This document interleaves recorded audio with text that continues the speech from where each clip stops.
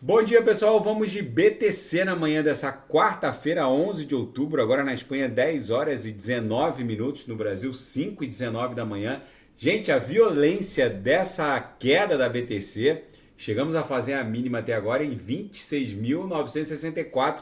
Acabou desconfigurando aquele nosso rompimento ascendente, daquela subfigura triangular que estava se desdobrando aqui, ó, que teria rompido aqui para cima.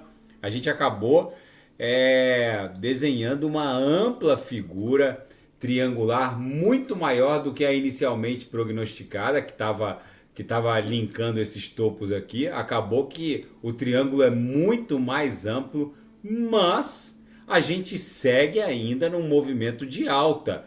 Na projeção, a nebulosidade permanece esverdeada, as três linhas do canal de Keltner emborcaram forte de baixo para cima contra a nuvem. A gente travou aqui numa primeira tentativa de romper a média móvel de 200 períodos. No 4 horas, aquela nossa configuração também acabou se descaracterizando. O que parece que a BTC está desenhando no 4 horas é uma grande canaleta virtual de alta.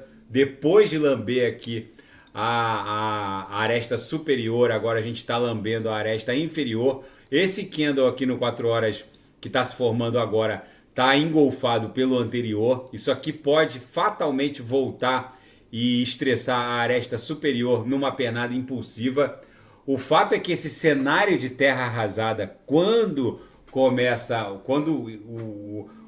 não só os mercados financeiros tradicionais, mas o próprio mundo cripto reagem a um imbróglio geopolítico dessa envergadura, como foi o ataque do Hamas a Israel. Num primeiro momento, a gente vê um cenário de terra arrasada, mas num segundo momento, os compradores começam a reaparecer. Aquela máxima dos axiomas de Zurique, né? Compre ao som dos canhões e venda quando há cheiro de flores nas ruas. Essa máxima começa a aparecer, esse cenário de terra arrasada paulatinamente começa a se reverter. É muito provável que a BTC esteja desenhando uma canaleta virtual de alta. Vamos ver como vai se comportar o próximo candle aqui no 4 horas. O DXY, que guarda uma relação movimentacional de inversão com a BTC, quando o DXY faz isso, a BTC cai, e ela caiu, e agora ele começa a querer pipocar. Está aqui ameaçando desenhar um corpo real no diário para baixo da mediana do canal de Keltner. É possível que a gente esteja, talvez, no início de uma longa pernada de alta no semanal também para a BTC. O nosso corpo real continua comprador. Isso aqui pode facilmente explodir em direção a 40 mil dólares. No intraday, a gente acabou desenhando uma escadinha para baixo, mas está desenhando agora uma espécie de reguinha logo abaixo da VWAP no intraday. No 6 horas, a gente claramente está estressando aqui a lower da banda de VWAP mensal. Aqui eu estou no 6 horas ancorado pela banda de VWAP mensal, mas a lower não foi esgarçada para baixo. Então isso aqui pode fatalmente e facilmente reverter para estressar a upper, que está lá em 28.290. Na seara fática, um aumento de 40% de dólares Tetris, USDTs depositados nas exchanges, explodiu para 10 bilhões de dólares o total de USDTs nas exchanges, sugere um impulso de alta. Vamos ver se isso vai se confirmar. E as transações na Bitcoin Lightning Network, que é uma espécie de solução de camada 2 para a blockchain da BTC, as transações aumentaram em 1.200% nos últimos 2 anos. E nas últimas semanas aumentou bastante. Isso é um outro indicativo de que pode vir uma pernada de alta. Um jornal estatal chinês, o China Daily, vai lançar uma plataforma de NFTs. Os colecionáveis digitais serão vendidos também em outras plataformas como OpenSea e LuxHair.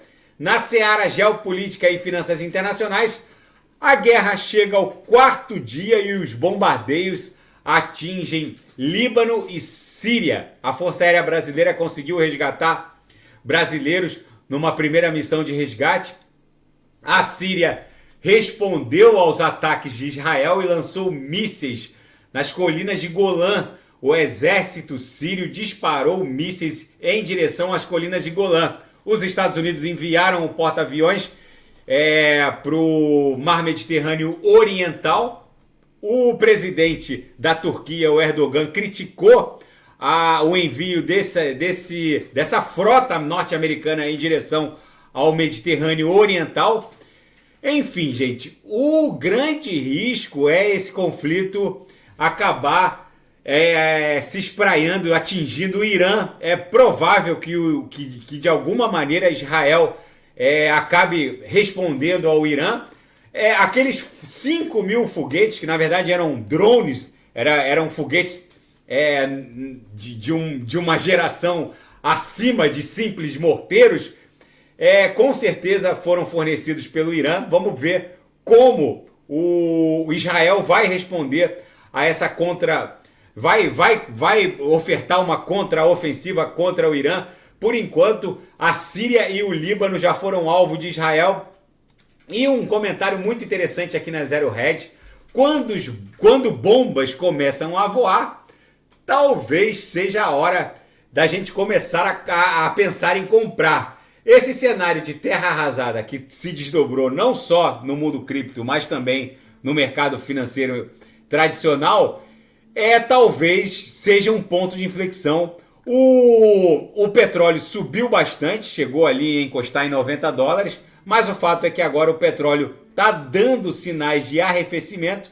O mundo cripto e o mercado financeiro tradicional talvez vejam uma pernada impulsiva, como a gente está estressando a base dessa cunha triangular mais ampla que está se desdobrando aqui no diário para a BTC. Talvez a BTC volte a estressar a aresta superior, que está ali no patamar de 28.240, podendo até encontrar aqui a MM200 na projeção no patamar de 28.300. A nebulosidade permanece com uma bela espessura esverdeada, ou seja, mesmo com toda essa violência em termos de corretiva, chegamos a fazer a mínima nessa madrugada em 26.964. É bem provável que a BTC siga dando vigência a essa acumulação triangularizada e volte para um patamar de 28 mil e pouquinho nas próximas horas.